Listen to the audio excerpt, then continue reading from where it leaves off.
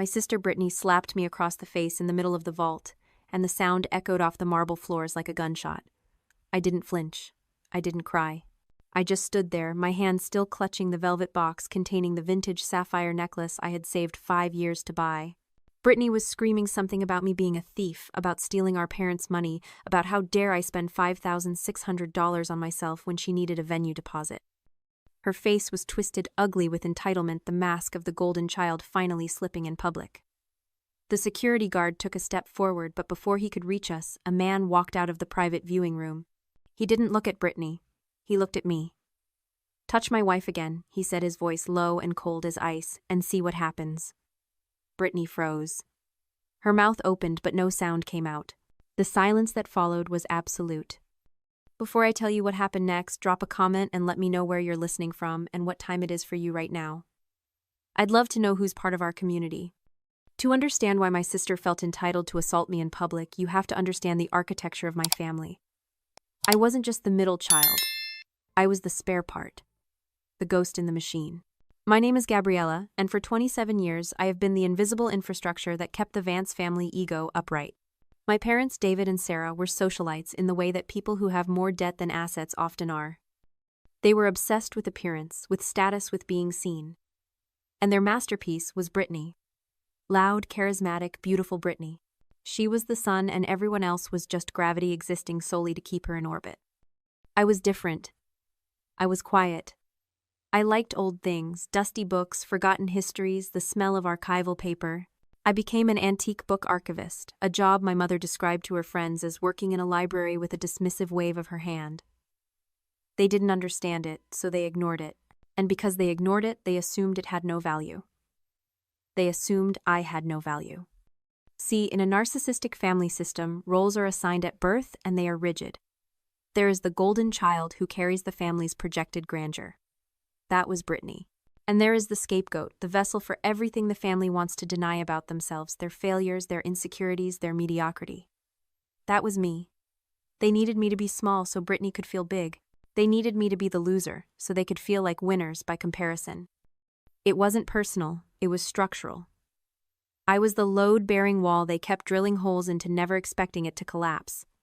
Growing up, if Brittany wanted a car, she got a brand new convertible. If I needed textbooks for college, I was told to be resourceful. When Brittany launched her third failed lifestyle brand, my parents mortgaged their vacation home to fund it. When I landed a prestigious fellowship to restore a 17th century manuscript in Florence, my father asked if it paid enough to cover my own airfare. It didn't matter what I achieved. In their narrative, I was the supporting character who existed to applaud the protagonist. So when I walked into the vault that afternoon, I wasn't just buying a necklace. I was committing an act of treason.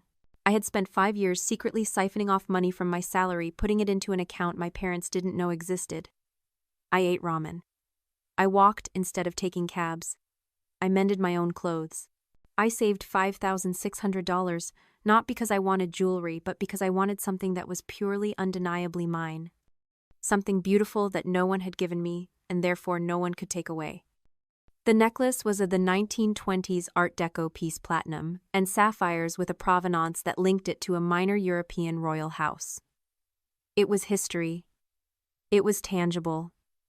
It was real. And the moment I signed the receipt, the moment that velvet box was placed in my hand, I felt a shift. A crack in the foundation. I wasn't just the archivist anymore. I was a woman who could acquire history. Then Brittany stormed in. She must have tracked my phone, we were on a family plan I paid for, or seen the transaction notification on the joint account. I hadn't realized she still had access to monitoring. She didn't care about the history. She didn't care about the art. She just saw money. She saw resources that, in her mind, belonged to her by divine right. "You selfish little brat," she had shrieked, her voice shrill against the acoustic perfection of the showroom. "Mom and Dad are refinancing the house for my engagement party, and you're buying jewelry. Give it to me, we can return it." She reached for the box. I pulled it back. That was when she slapped me. It wasn't a slap of passion, it was a slap of ownership. It was a correction, a reminder of my place. But then Christian stepped out of the shadows. Christian Vance. I knew who he was instantly. Everyone in Chicago knew who he was. Real estate tycoon. A man who bought skylines and sold them for sport. He was 34, terrifyingly intelligent, and rumor had it utterly heartless. He stood there in a bespoke suit that cost more than my entire wardrobe, looking at Brittany like she was a stain on his shoe. "Touch my wife again," he said, and the air left the room. Brittany stammered, her hand falling to her side. "Wife? She's my sister. She's not married. She's nobody." Christian didn't blink. He walked over to me, his movements fluid and predatory. He placed a hand on the small of my back, a touch that was firm, possessive, and shockingly warm. He looked down at me, and for a second I saw something in his eyes. Not romance. Calculation. "Security," Christian said, his voice barely raised but commanding absolute obedience. Two men in dark suits materialized from the corners of the room. "Remove this woman. If she returns, call the police and file charges for assault." "You can't do this," Brittany screeched as the guards took her arms. "Do you know who I am? I'm an influencer. I'll ruin you." Christian looked at her with mild amusement. "You're a noise complaint. Get her out." They dragged her out. The heavy glass doors swung shut, cutting off her screams. Silence rushed back into the room, heavy and thick. I stood there trembling slightly, Christian's hand still on my back. I waited for him to laugh. I waited for him to tell me it was a joke or a mistake, or that he had confused me with someone else. Instead, he turned to the store manager, who was looking pale and terrified behind the counter. "Give us the room," Christian said. The manager nodded and disappeared into the back office. We were alone. I looked up at him. "I'm not your wife," I whispered. "I know," Christian said. He dropped his hand from my back and stepped away, the warmth vanishing instantly. His face settled into a mask of professional indifference. "But you could be. For tonight?" I stared at him. "What?" "I was in the viewing room," he said, pacing slowly around the display case. "I heard you earlier. Before your sister arrived. You were correcting the appraiser on the provenance of that necklace. You noted the hallmark was pre-war Austrian, not French, and you identified the specific workshop in Vienna. You were right, by the way. He was wrong." I blinked. I read a lot. "It's my job." "Your job is details," Christian said. "You notice things. You remember things. You understand history not as a list of dates, but as a series of transactions and leverages." He stopped pacing and looked at me. "I need that." "You need an archivist." "I need a partner," he corrected. "Tonight, I am closing a deal on the Blackwell building. It's a landmark property. The seller is an 80-year-old eccentric who refuses to sell to developers. He hates modern money. He hates people who don't understand the soul of architecture. He thinks I'm just a suit with a checkbook." Christian leaned against the counter, crossing his arms. "I need someone who can walk into that gala tonight and speak his language. Someone who can look at a cornice and tell him the history of the stone. Someone who is quiet, observant, and unimpressed by noise." He paused, his eyes scanning my face. "Someone exactly like you." "And the wife part?" I asked, my voice stronger now. "The seller is traditional," Christian said. "He trusts family men. He doesn't trust bachelors. If I walk in there with a fiancé who appreciates history as much as he does, I get the building." He reached into his jacket pocket and pulled out a folded document. He slid it across the glass counter toward me. Standard non-disclosure agreement. And a consulting contract. 1 night, 4 hours of work. You play the part. You charm the old man with your brain, not your body. You help me close the deal." I looked down at the paper. "And what do I get?" Christian didn't hesitate. $250,000. The number hung in the air. $250,000. That was 5 years of my salary. That was freedom. That was a new life. That was enough to never have to answer a text from my mother again. "Why me?" I asked. "You could hire an actress, you could hire a historian." "Actresses overact," Christian said. "And historians bore people. You have something else. I watched you with your sister. You didn't scream, you didn't cry. You held your ground. You have dignity. That's rare. And frankly," he gestured to the necklace box in my hand, "you have expensive taste for a librarian. I assume you could use the capital." Archivist the First corrected automatically. Christian smiled. It wasn't a warm smile, but it was real. See details. Do we have a deal, Gabriella? I looked at the contract. I looked at the door where my sister had just been dragged out. I thought about the years of being the spare part, the years of being invisible. And I realized that for the first time in my life, someone was offering to pay me for exactly who I was. Not for my silence, but for my mind. I picked up the pen. Do I get to keep the necklace? If you sign, Christian said, I'll buy you the matching earrings. I signed. Good, Christian said, taking the paper back. Now let's go. We have 3 hours to turn you into Mrs. Christian Vance. And Gabriella. He paused, looking me dead in the eye. Tonight, you are not the shadow. You are the main event. Act like it. The transformation wasn't magic. It was logistics. Christian's team moved with the efficiency of a pit crew. Within 2 hours, the archivist in the cardigan was gone. In her place stood a woman wearing a structured emerald silk gown that cost more than my parents' car. My hair was swept up, exposing the line of my neck and the sapphire necklace that now felt heavy like a badge of office. When I looked in the mirror, I didn't see a princess. I saw a weapon. Christian didn't compliment me.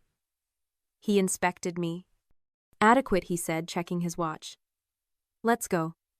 The gala was held in the atrium of the Blackwell building, itself a soaring cathedral of Art Deco opulence that smelled of old money and expensive scotch. The air was thin with judgment. This was a world where people didn't shout to be heard. They whispered, and the world leaned in. I felt the familiar urge to shrink to fade into the wallpaper. But then I felt the weight of the contract in my purse. I wasn't here to be liked, I was here to work. Christian navigated the room like a shark in a koi pond, cutting through conversations with surgical precision until we reached him. Arthur Blackwell, the seller. He was a man made of tweed and skepticism, holding a glass of whiskey like a gavel. He looked at Christian with barely concealed disdain. Mr. Vance, he drawled. I see you brought decoration. He glanced at me. I didn't smile. I didn't curtsy. I looked him in the eye. This is my fiancée, Gabriella, Christian said smoothly. She has a particular interest in your property. Is that so? Blackwell sneered. And what interests you, my dear? The square footage, the potential for a rooftop pool. The gargoyles, I said. Blackwell paused. I beg your pardon. The gargoyles on the north cornice, I said, my voice steady. They aren't standard limestone. They're carved from Indiana gray, specifically from the Bedford quarries. And the third one from the left isn't a gargoyle at all. It's a portrait of the architect's wife. He carved it himself after she died of influenza in 1918. That's why it's looking west. Toward the sunset, the silence that fell between us was different than the silence in the jewelry store. This wasn't shock, it was respect. Blackwell's eyes narrowed, then widened. He looked at Christian, then back at me. Nobody has noticed that in 40 years, he said softly. My father told me that story when I was 6. It's in the original blueprints, I lied. It wasn't. I had read it in a memoir of the architect's apprentice, a book so obscure only 3 copies existed in the state. I owned one. You can't sell this building to a developer who will sandblast that face, Mr. Blackwell. You need a steward. Christian understands that preservation isn't just about keeping the walls standing. It's about keeping the stories alive. I slipped my hand into Christian's. His grip tightened. Blackwell stared at me for a long moment. Then the ice in his eyes cracked. He let out a bark of laughter. Indiana gray. Well, I'll be damned. He turned to Christian. You didn't tell me she was a scholar, Vance. I thought you just hired a model. Gabriella is the historian of the family, Christian said, his voice filled with a pride that sounded terrifyingly genuine. I just signed the checks. Bring the papers, Blackwell said, draining his glass. Let's get this done before I realize how much I hate you again. An hour later, we were in the back of Christian's town car, the signed deed resting on the leather seat between us. The city lights blurred past in streaks of gold and red. The adrenaline was fading, leaving a cold, sharp clarity in its place. I had done it. I had played the part. I had earned my fee. You lied, Christian said, breaking the silence. About the blueprints. I improvised, I corrected. The story was true. The source was different. You closed a $100 million deal with a story about a stone carving. He turned to look at me. The streetlights cast shadows across his face, making him look less like a tycoon and more like a man who had just discovered fire. You are wasted in a library, Gabriella. It's an archive, I said, automatically. And my contract is done.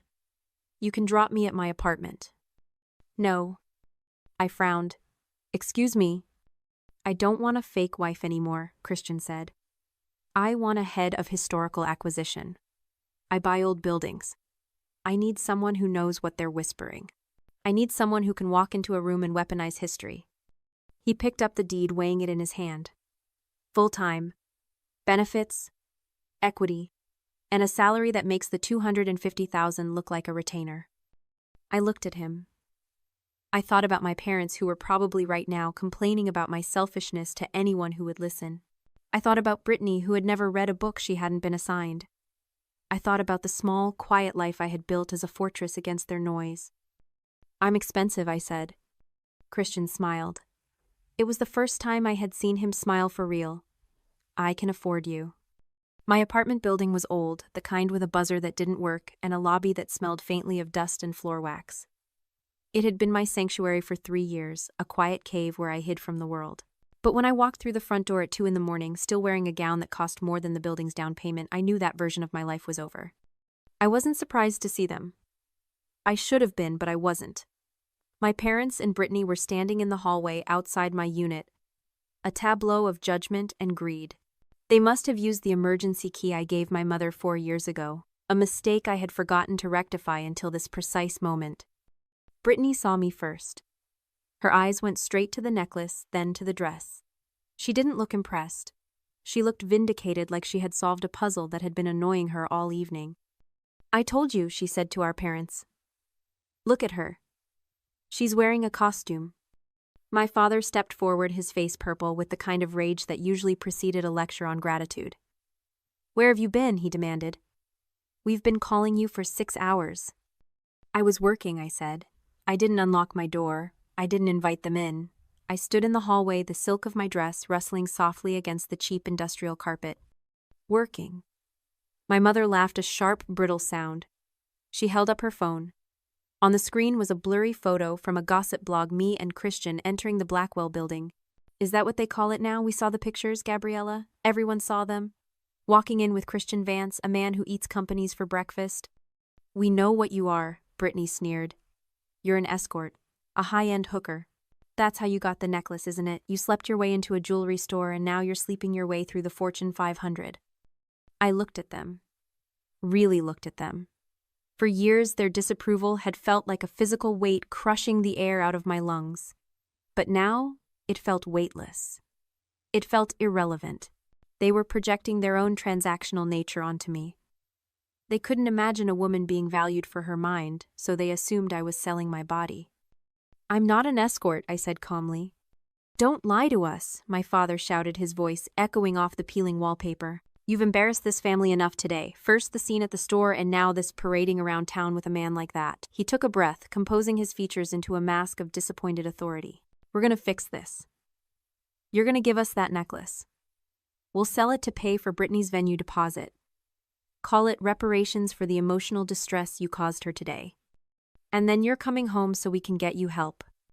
Help, I repeated. For your lifestyle, my mother whispered, looking scandalized. We can't have a daughter who sells herself. I started to laugh. It bubbled up from my chest, cool and refreshing. You think I'm selling myself? You people sold me out for 20 years. You sold my confidence to buy Brittany's ego. You sold my future to pay for her mistakes. I reached into my clutch and pulled out the check. The ink was still fresh. $250,000. Look at it, I said, holding it up. My father squinted. His eyes widened. 200. Did he pay you this? It's a consulting fee, I said.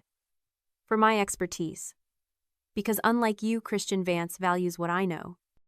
Give it to me, Brittany said, lunging forward. That's dirty money, it's mine. You ruined my day. She reached for the check, but a hand caught her wrist in midair. It wasn't mine. Christian stood there. He hadn't made a sound coming up the stairs.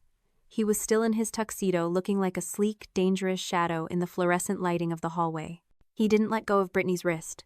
He squeezed just enough to make her gasp. I believe I told you, Christian said, his voice conversational but deadly. What would happen if you touched her again? He released her and Brittany stumbled back into our father, rubbing her wrist. My parents looked at him, terror warring with greed in their eyes. This was Christian Vance. In the flesh, in their daughter's hallway. Mr. Vance, my father stammered, trying to straighten his posture. We were just disciplining our daughter. She's been involved in some unsavory activities. Christian stepped up beside me. He didn't touch me this time. He stood shoulder to shoulder with me, a united front. Your daughter, he said, is the new head of historical acquisition for Vance Global. Her starting salary is $300,000 a year plus equity. She just closed a deal that your entire net worth couldn't cover the tax on. My mother made a choking sound. Head of. But she's a librarian. She's an architect of history, Christian corrected. And she is done with you. He reached into his jacket and pulled out a white envelope. He handed it to my father. What is this? My father asked, his hands shaking. A cease and desist order, Christian said. Regarding the assault in the jewelry store earlier today, we have the security footage. We have witnesses. If any of you contact Gabriella again, if you call her, text her, or show up at her home, I will file criminal charges for assault and battery against your other daughter. And I will sue you for harassment. Christian leaned in, his voice dropping to a whisper that carried more threat than a scream. And I have better lawyers than you. I have better lawyers than God. Do not test me. My father looked at the envelope, then at me. He looked small. For the first time in my life, I realized he wasn't a giant. He was just a mediocre man who had bullied a child to feel tall.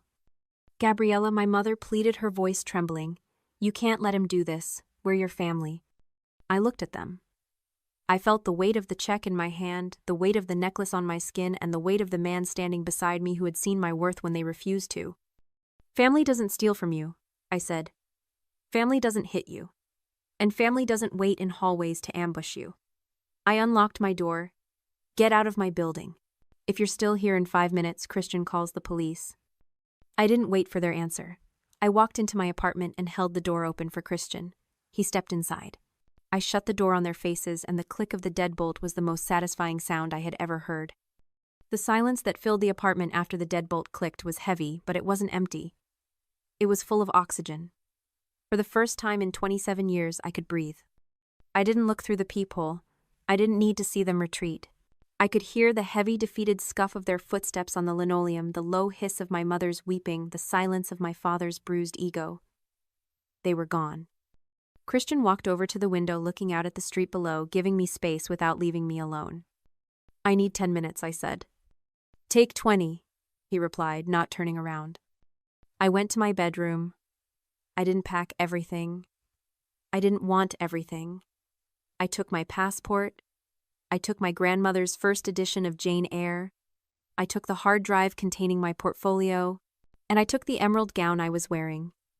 I left the rest. The second-hand furniture, the clothes I had bought to look invisible, the photos of a family that smiled only when the camera was on, I left it all. It belonged to a woman who didn't exist anymore. There is a lie that society tells you, a sticky, sentimental trap that says you cannot divorce your biology. They say family is forever. They say blood is thicker than water.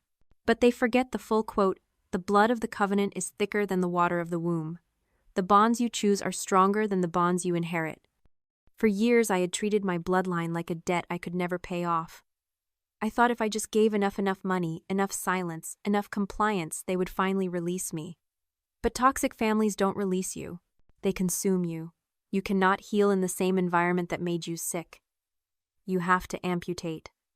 I walked back into the living room with my single bag. I took the spare key off my ring and set it on the counter. It made a sharp clink against the cheap laminate. That sound was the period at the end of a very long, very sad sentence. Ready? Christian asked. I touched the sapphire necklace at my throat. It didn't feel like a costume anymore. It felt like armor, ready. We walked out of the building and into the cool Chicago night. The town car was waiting. I didn't look back at the window. I didn't look for their car. I got in, and as we drove away watching the city skyline expand before us, I didn't feel loss. I felt lighter than air. 6 months later, I was in Vienna. The project was a restoration of a Habsburg-era library, a massive undertaking that required navigating government bureaucracy, historical societies, and structural engineers.